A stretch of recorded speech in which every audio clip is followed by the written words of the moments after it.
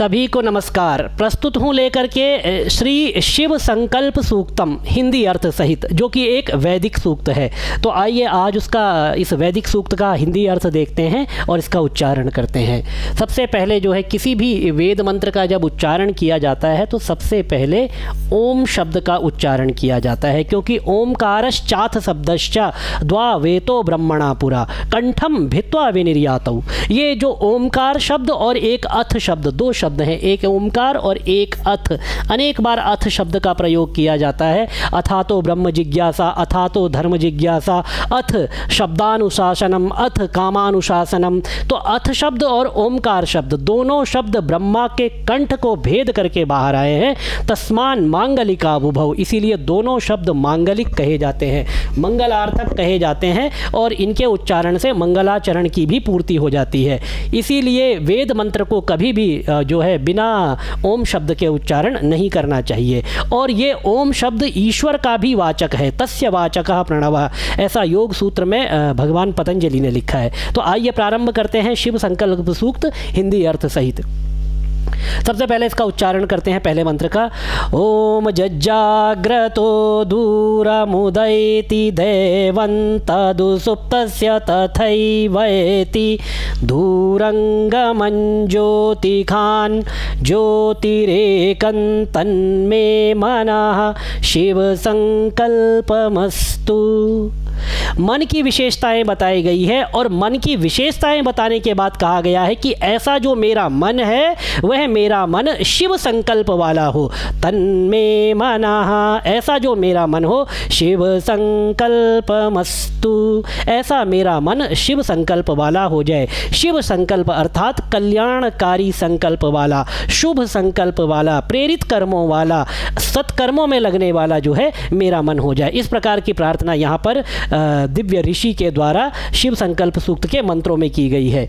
जो जागृत मनुष्य से दूर चला जाता है, मन कैसा है जो जागृत मनुष्य से दूर चला जाता है और वैसे ही सुप्त मनुष्य के, सोते हुए मनुष्य के पास लौट आता है।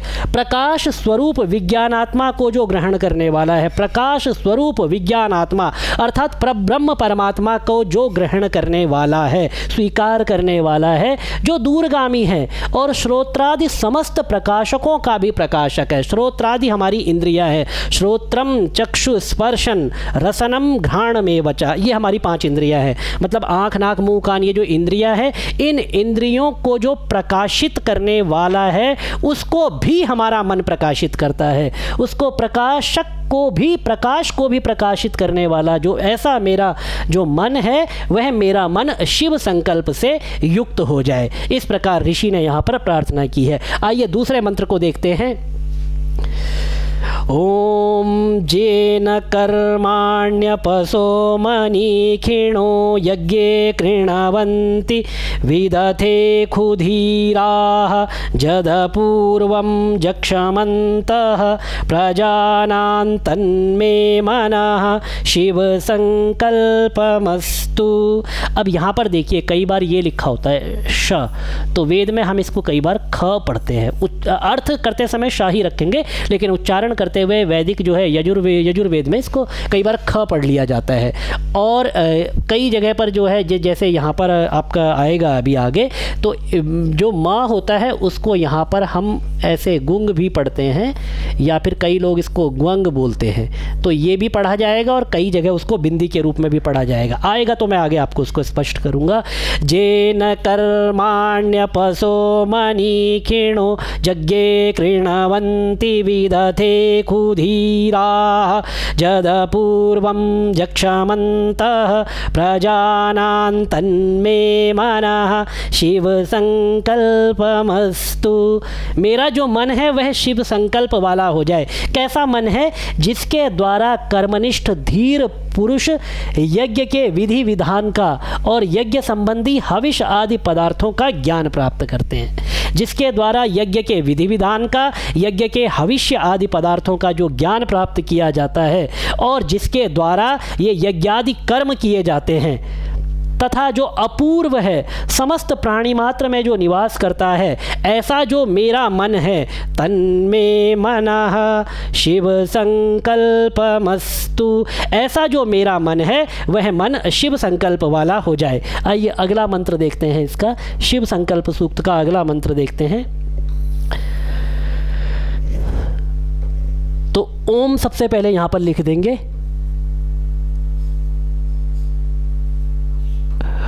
ओम जित प्रज्ञानमुत चेतो धृतिश्च ज्योतिरन्तरमृतं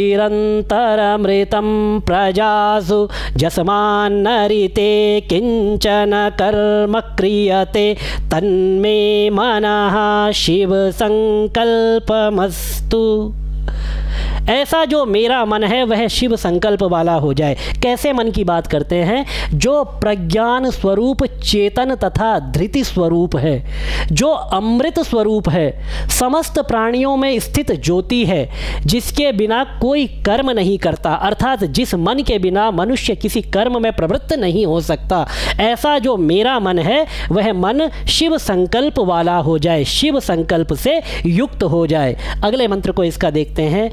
ओम जेनेदं भूतं भुवनं भाविख्यत परिगृहीतमृतेन सर्वं जेन यज्ञस्तायता सप्ताहोता तन्मे मनः शिव संकल्पमस्तु। इसका अर्थ देखते हैं। जिस मन के द्वारा यह भूत, वर्तमान और भविष्य संबंधी सभी पदार्थ जाने जाते हैं, जिसके द्वारा हमें इस संसार का ज्ञान होता है, भूत, भविष्य, वर्तमान, हम समय को जिसके द्वारा जानते हैं, जिस मन के द्वारा 7 होताओं के अग्निष्टोम का विस्तार होता है, ऐसा जो मेरा मन है वह मन शिव संकल्प वाला हो जाए, शिव संकल्प से युक्त हो जाए। तन्मे मनः शिव संकल्पमस्तु। आइए अगला मंत्र देखते हैं। जस्मिन् ऋचः सामयजूंषि जस्मिन् प्रतिष्ठिता रत्नाभा विवाराः जस्मिंश्चित्तगुंग। अब मैंने आपको पहले ये जो बताया था ऊपर, जस्मिंश्चित्तम, अब चित्तम है, चाहे आप इसको ऐसे भी कर सकते हैं, चित्तम की जगह कई आप जगह आपको मिलेगा जस्मिंश्चित्तगुंग, तो यहाँ पर आप इसको ऐसे ग्वंग या गुंग भी पढ़ सकते हैं। जस्मिंश्चित्तम ऐसे पढ़िए, या फिर यस्मिंश्चित्तगुंग, माँ को आप ग्वंग भी पढ़ सकते हैं और माँ को आप चित्तम ऐसे माँ के उच्चारण में भी हलंत के साथ कर सकते हैं। और कई जगह जो है यस्मिन लिखा हुआ है, य लिखा है, हम उसको ज पढ़ते हैं। तो वैदिक उच्चारण में कई बार हम य को ज भी पढ़ते हैं। आपकी इच्छा के ऊपर निर्भर है। यदि आप सीख रहे हैं, आप प्रारंभ की अवस्था में हैं या आप अध्ययन कर रहे हैं, तो आप य को य उच्चारण कीजिए। श को आवश्यक नहीं है आपको ख ही उच्चारण करना है, आप श को श भी उच्चारण कर सकते हैं और ख भी कर सकते हैं। तो यहाँ पर ये 2-3 चीज़ें जो है जो 2 तरह से की जाती है, मैंने आपको स्पष्ट कर दी है, ध्यान रखेंगे उच्चारण करते हुए।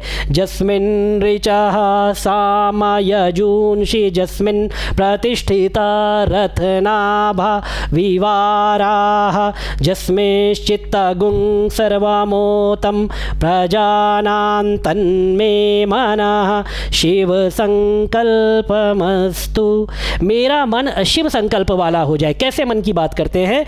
जैसे रथ चक्र की नाभि में आरे प्रतिष्ठित होते हैं। देखिए ये हो गया रथ चक्र, ये हो गई उसकी नाभि, और ये नाभि में लगे हुए हो गए आरे। तो ये रथ चक्र की नाभि, और ये नाभि में जो स्पोक्स लगे होते हैं रथ चक्र में, उनको कहते हैं आरे। तो जिस प्रकार रथ चक्र की नाभि में आरे प्रतिष्ठित होते हैं, वैसे इस मन में, हमारा जो मन है उसमें ऋग्वेद, सामवेद, यजुर्वेद के मंत्र प्रतिष्ठित हैं। तो वेदत्रयी के मंत्र, तीनों वेदों के मंत्र, पहले वेद 3 थे, उसके बाद तीनों से संग्रह थोड़ा थोड़ा मंत्रों को ले करके फिर चौथे वेद, अर्वाचीन काल में फिर चौथे वेद जो अथर्ववेद है, अथर्ववेद का की संकलन किया गया। रचना नहीं कहूँगा, संकलन कहूँगा, क्योंकि बाकी वेदों से मंत्र लेकर के ही अथर्ववेद का संकलन किया गया। तो पहले वेदत्रयी की बात होती है, तो यहाँ पर वेदत्रयी की बात करते हैं। इस मन में ऋग्वेद, सामवेद और यजुर्वेद के मंत्र प्रतिष्ठित हैं, जिनमें समस्त प्राणियों का चित्त ओतप्रोत है। ऐसा जो मेरा मन है वह मेरा मन शिव संकल्प वाला हो जाए। तन्मे मनः शिव संकल्पमस्तु। अगला मंत्र देखते हैं इसका, और जो कि इस शिव संकल्प सूक्त का अंतिम मंत्र भी है। ये शुक्ल यजुर्वेद से ये 34वें अध्याय से जो है ये शिव संकल्प सूक्त लिया गया है। तो शुक्ल यजुर्वेद का हम इस समय पाठ कर रहे हैं।